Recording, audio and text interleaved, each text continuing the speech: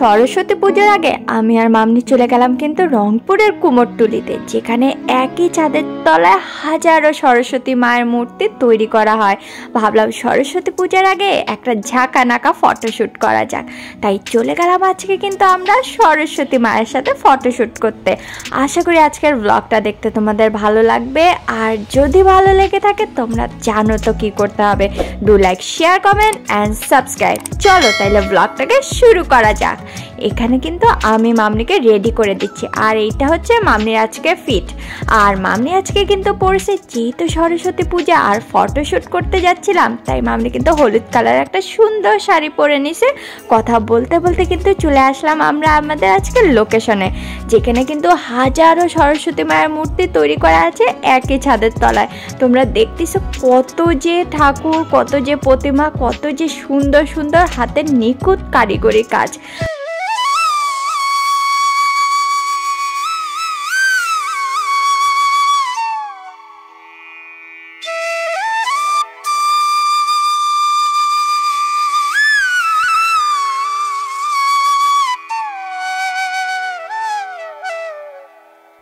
আমরা যেহেতু পুজোর বেশ কিছুদিন আগে গিয়েছিলাম ফটোশ্যুট করতে, তাই কিন্তু তোমরা দেখতে পারতেছো মায়ের মূর্তিতে এখনও কিন্তু রং তেমন একটা দেওয়া হয়নি, কেবল মাটি কিন্তু শুকোচ্ছে। আর যেহেতু রংপুরে একটু ঠান্ডা বেশি বেড়ে গিয়েছে, তার কারণে কিন্তু মাটির মূর্তি হচ্ছে শুকাতে টাইম লাগতেছে, তাই কিন্তু এখনও তেমন একটা রং হয়নি।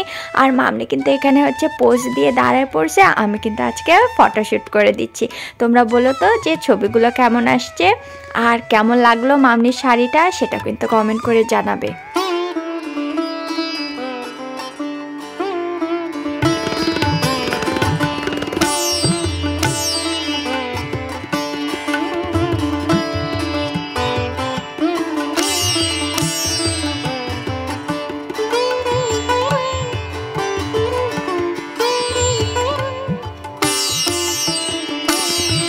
এখানে কিন্তু হাজারো মূর্তি আছে একই ছাদের তলায়, তোমরা কিন্তু দেখতেই পারতেছো। এখানে কিন্তু একদম ছোট ছোট যেগুলো আমরা বাসায় পুজো করি সেই সাইজগুলোও আছে, আবার হচ্ছে বিভিন্ন শিক্ষা প্রতিষ্ঠান কিংবা অফিসে যেগুলো পুজো হয় বড় বড় মূর্তি সেই সাইজগুলোরও আছে।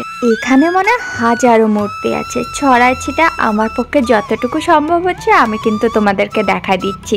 আর এখানে যেহেতু রঙের ডিব্বাগুলো সামনেই ছিল, তাই আমিও বসে বেশ কয়েকটা সরস্বতী মায়ের প্রতিমাকে রং করছি, ছিটাফোটা রং করছি, যেগুলো তোমরা কিন্তু শর্ট ভিডিওতে দেখতে পারবে। আর তোমরা এখনও যারা আমাদের চ্যানেলটাকে সাবস্ক্রাইব করোনি, নতুন বন্ধুরা যারা আছো এই ভিডিওটাকে এই প্রথম দেখতেছো, তারা পারলে প্লিজ চ্যানেলটাকে সাবস্ক্রাইব করো। ফেসবুক থেকে যারা দেখতেছো একটু ফলো করে দিয়ে যাও, আর তোমরা ইউটিউব থেকে যারা দেখতেছো বেল আইকনটা প্রেস করে দিও, যেন আমরা নতুন কোনো এরকমই ভিডিও দিলে তোমাদের কাছে তাড়াতাড়ি চলে যায়। আর এখানে কিন্তু মামনি দাঁড়ায় পড়ছে, আমি আবার একটু মামনির ফটোশ্যুট করে দিচ্ছি। কিন্তু এখানে কিন্তু অনেকটা ভিড় ছিল, অনেকটা রাশ ছিল, যেহেতু প্রতিমার গায়ে রং দেওয়া হবে। আর রংপুরের ওয়েদার তো কখনো রোদ, কখনো ঠান্ডা, কখনো কুয়াশা, আবার কখনো বৃষ্টি বৃষ্টি, তাই কিন্তু এবার প্রতিমা কারিগরদের অনেকটা সমস্যা হচ্ছিল প্রতিমার গায়ে রং করা নিয়ে, শুকোতেই চাচ্ছিল না। তোমরা এখনো দেখতেছো কতটা ক্লামজি ওয়েদার হয়ে আছে। আর এখন কিন্তু মামনি দাঁড়ায় পড়েছে, এখানে কিন্তু একটা আছে আমাদের পাড়ারও, কোনটা তা জানার জন্য কিন্তু আমাদের ব্লগের সাথেই থাকতে হবে। আর তোমাদের সরস্বতী পূজাটা কেমন কাটলো সেটা কিন্তু আমাদের কমেন্ট সেকশনে লিখে জানাতে ভুলবে না। আশা করি মায়ের কৃপা তোমাদের উপর সর্বদাই থাকবে। আর আজকে কিন্তু সরস্বতী পূজা হয়ে গেল, তাই ভাবলাম এই ফটোশ্যুটটা দিয়ে দিই। এই বছর আমি ভাবছি সব ব্লগে একটু তাড়াতাড়ি দিব, বাট ওই যে দিচ্ছি বলে আর দেওয়াই হচ্ছে না। আশা করি তোমাদের সরস্বতী পূজাটাও অনেক ভালো কাটছে, আমাদেরও তো ভালো কাটছে। আশা করি ব্লগটা তাড়াতাড়ি আসবে। আজকে আমার সাথে একটা আমাদের ছোট্ট সাবস্ক্রাইবারের দেখা হয়েছিল, আমাদের ফ্যামিলি মেম্বারই বলা যেতে পারে। সে বলতেছিল, দিদি এবছর কি দেখতে পারবো নাকি সরস্বতী পূজার ব্লগটা পরের বছর আসবে? আমি বললাম না এই বছরই আসবে। আশা করি আজকের ব্লগটা দেখতে তোমাদের ভালোই লাগতেছে।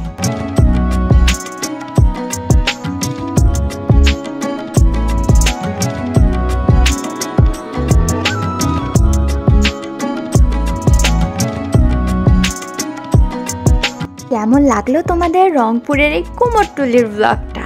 আশা করি ভালো লাগবে। আর যদি ভালো লেগে থাকে পারলে একটু কমেন্ট সেকশনে লিখে জানাও তোমাদের মতামত, যে তোমরা কি দেখতে চাও, মামনির কোনো স্পেশাল রেসিপি দেখতে চাও নাকি আরও রংপুরের ঘোরাঘুরি দেখতে চাও।